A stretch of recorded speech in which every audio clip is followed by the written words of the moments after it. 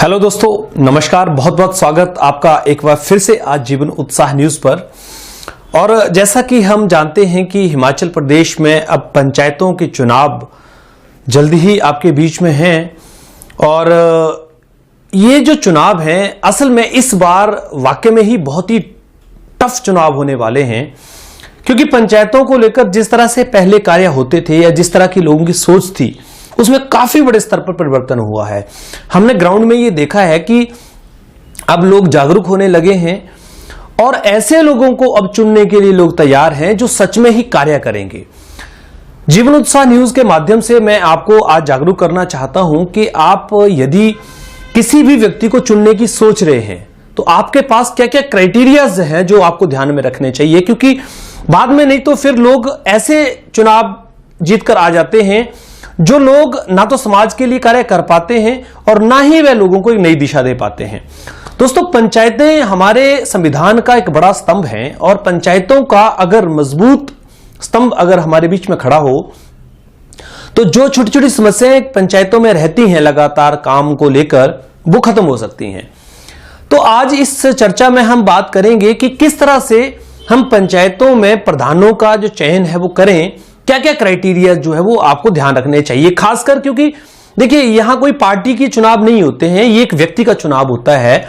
और व्यक्ति का चुनाव का अर्थ यह है कि ऐसा व्यक्ति जो आपके पूरे गांवों में, मतलब 4-5 गांवों की अगर एक पंचायत मानी जाती है तो 4-5 गांवों के अंदर एक ऐसा प्रबुद्ध व्यक्ति जिसके अंदर कुछ ऐसे गुण होने चाहिए जो किसी पर्टिकुलर व्यक्ति के लिए ना सोचता हो। पर्टिकुलर व्यक्ति के लिए ना सोचने का अर्थ यह है कि कई बार आपने देखा होगा कि कई बार लोग कहते हैं कि प्रधान पक्षपात कर रहे हैं, जो कार्य करना चाहिए वो नहीं कर रहे हैं और जो मुद्दे होते हैं उनके ऊपर आवाज नहीं उठा पाते हैं। तो हमें इस बार क्या क्या ध्यान रखना है आज हम जरूर बात करेंगे और मैं विश्वास करता हूं कि जीवन उत्साह न्यूज की इस रिपोर्ट के साथ आप सहमत भी होंगे। और क्योंकि हम पिछले 1.5-2 सालों से इस पे पूर्ण रूप से कार्य कर रहे हैं, हिमाचल प्रदेश के अंदर पंचायतों में सबसे बड़ा कार्य ग्राउंड में अगर जाकर किसी ने किया है तो जीवन उत्साह न्यूज ने किया है। और हम उन सभी लोगों को पहले बधाई देना चाहेंगे जो इस पंचायत चुनाव में अपने आप को प्रधान, उप प्रधान या फिर वार्ड पंच के रूप में स्थापित करना चाहते हैं, देखना चाहते हैं। उन सब लोगों को मैं अग्रिम रूप से बधाई देना चाहता हूं और उन सभी श्रोताओं को, उन सभी दर्शकों को मैं ये बताना चाहता हूं कि सबसे पहले आप ध्यान रखें ऐसे लोगों का कि आपका जो कैंडिडेट है वो तजुर्बेकार होना चाहिए, एजुकेटेड होना चाहिए। तजुर्बेकार और एजुकेटेड दोनों अलग अलग भी हो सकते हैं। तजुर्बेकार का अर्थ यह है कि जिसके पास पूर्ण रूप से ज्ञान हो, कहां किस बात को कैसे करना चाहिए, किस फाइल को कैसे करना चाहिए, कौन से कार्यों को कैसे करवाना चाहिए, उसका समाज के अंदर पुराना जो बैकग्राउंड है, पिछले 4-5-7 सालों का बैकग्राउंड जरूर देखें कि वो समाज के लिए क्या करता आया है। ऐसा नहीं कि कोई आदमी उठा आया और वो प्रधान का चुनाव लड़ने चल पड़ा। जी नहीं, बिल्कुल भी ऐसे लोगों को ना चुने जिनके पास तजुर्बा ना हो और जो व्यावहारिक रूप से सक्षम ना हो। व्यावहारिक रूप से सक्षम का अर्थ यह है कि आपके गांव का व्यक्ति होता है तो आपको पता लगता है किस तरह का व्यवहार है, किस तरह से उसका नेचर है। ऐसे लोगों को आप हमेशा अवॉइड करें जो नशे जैसी चीजों में, कहीं शराब का सेवन करते हो या फिर जो पब्लिक रूप से उनकी छवि जो हो बहुत बढ़िया ना हो या फिर सामाजिक रूप से उनको लोग बहुत अच्छा नहीं मानते हो। मैं ऐसा मानता हूं कि समाज को ले चलने के लिए किसी ऐसे सामाजिक व्यक्ति की आवश्यकता होती है जिसका नेचर, जिसका व्यवहार लोगों से मिलनसार हो, जो हर व्यक्ति को साथ लेकर चले, भेदभाव ना करे। क्योंकि भेदभाव करने वाले लोग जब प्रधान बन जाते हैं तो बाद में बहुत सारे चैलेंजेस आते हैं और ज्यादातर प्रधान तो इसलिए बनते हैं कि वो गांव में जो कार्य होने हैं उनके ठेके ले ले, उनके ठेकेदार भी खुद होते हैं। पत्नी प्रधान होती तो पति ठेकेदार हो जाता है और ये सब सिलसिला उनका 4-5 साल चलता रहता है और पैसे का हिसाब किताब कोई नहीं रहता है। लोग परेशान होते रहते हैं और लोग भावनात्मक रूप से आज तो जो कमिटमेंट है वो कर देते हैं लेकिन बाद में उन कमिटमेंट्स को पूरा नहीं करते हैं। इसलिए आपको इस बार चुनाव में उन्हीं लोगों को प्रधान के रूप में जिताना चाहिए जिनका अपना एक मैनिफेस्टो हो। यानी जब प्रधानमंत्री का चुनाव, एमएलए का चुनाव मैनिफेस्टो से हो सकता है तो एक प्रधान का चुनाव मैनिफेस्टो से क्यों ना हो। यानी घोषणा पत्र, प्रधान को क्या क्या ऐसे कार्य हैं जो गांव में करवाने चाहिए, क्या उसे लगता है, क्या उसका ब्लूप्रिंट्स है, अगर आपके कैंडिडेट के पास ब्लूप्रिंट नहीं है, घोषणा पत्र नहीं है, तो आप प्रधान के रूप में किसी तरह से उस व्यक्ति को स्वीकार ना करें। स्वीकार उसको करें जो आपका ब्लूप्रिंट दे और उस ब्लूप्रिंट के हिसाब से आपके काम करवाए। और वो ब्लूप्रिंट आप लोग ले साइन करके उनसे कि जो जो आपने ब्लूप्रिंट बनाए हैं, जो जो आपने घोषणा पत्र बनाया है, उसके ऊपर आप समय के अनुसार खरे भी उतरेंगे। दोस्तों, पंचायतों के चुनावों को आप हल्के में मत लीजिए, क्योंकि एक एमएलए के चुनाव के लिए तो फिर भी आपको वेट करना पड़ता है, किसी न किसी सरकार तक पहुंचना पड़ता है। लेकिन प्रधानों के पास, पंचायतों के पास सरकारें डायरेक्ट रूप से पैसा भेज रही हैं।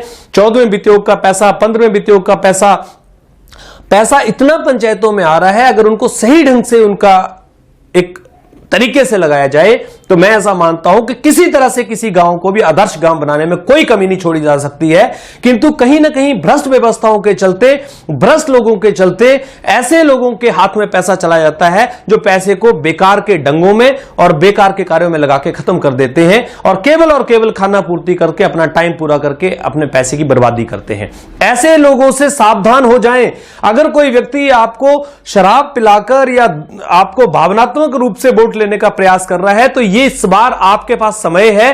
जीवन उत्साह न्यूज के माध्यम से मैं आपको जागरूक करना चाहूंगा कि प्रधान का मैनिफेस्टो पूछें कि साहब आपका मैनिफेस्टो क्या है, क्या क्या तरक्की आप कराएंगे, किस तरह से कराएंगे, उसका व्यवहार कैसा है, पीछे उसका किस तरह का लेवल रहा है, सामाजिक कार्यों में उसने कितनी भूमिका आज तक निभाई है। ये सारी चीजें आप देखने के बाद ही प्रधान पद के इस बार वोट के लिए खड़े हुए लोगों को वोट दें।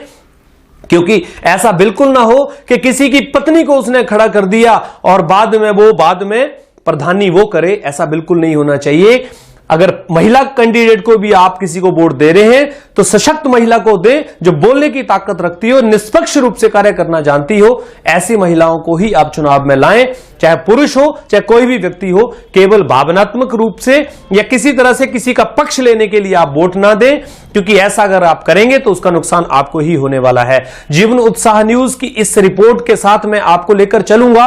अब लगातार हम बड़सर ब्लॉक की, नदौन ब्लॉक की और बिलासपुर के आसपास की सभी पंचायतों को, बंगाणा से ब्लॉक्स तक लगभग जितने भी आसपास की पंचायतें हैं उनमें मैं व्यक्तिगत रूप से जानना चाहूंगा और आपके गांव में किस तरह का प्रधान आपको चाहिए, किस तरह की समस्याएं आपके गांव की हैं, उनको हम उठाने का प्रयास करेंगे अगले 10, 15, 20 दिनों के अंदर।